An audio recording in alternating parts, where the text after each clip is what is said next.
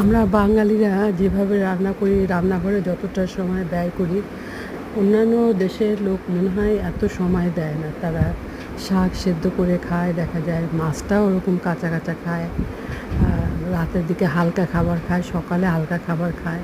আর আমরা খেতেই থাকি, সারাদিন খেতেই থাকি, রান্নাঘরেই থাকি।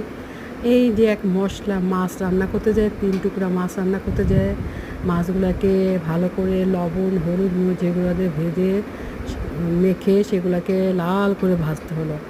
তারপর মশলা পেস্ট করতে হলো, পেঁয়াজ কাটতে হলো, তেল দিয়ে মশলাটা ভুনে টক দইটা বাসায় রেডি করলাম, লেবু দিয়ে টক দই দিয়ে রান্না করলাম। আর দেখো, আবার এই যে মেয়েকে আনতে যাব 12টার দিকে, তার আগে লাঞ্চ বক্স রেডি করলাম, ভাত মাছ তরকারি ডাল দিতে হয়। ছেলে আবার স্কুলে যাবে, নাস্তা খেয়ে নাস্তা রেডি করলাম, মেয়ের জন্য নাস্তা টিফিন, ছেলের জন্য নাস্তা টিফিন। প্রত্যেকটা ঘরের মা এত ব্যস্ত থাকে। তবে আমরা বাঙালি মহিলারা রান্নাঘরে অনেক বেশি সময় দেই।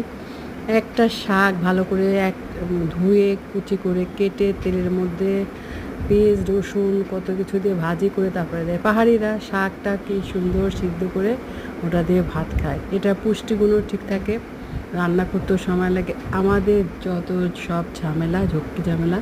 আজকে সকালে যে হালুয়া করেছিলাম আর সাদা একদম শুকনো মরিচ কালো জিরা তেলের মধ্যে দিয়ে আলু রান্না করেছিলাম, এত মজা হয়েছিল। তা আজকে আমার সকালে দুপুরে রান্নাবান্না শেয়ার করলাম তোমাদের।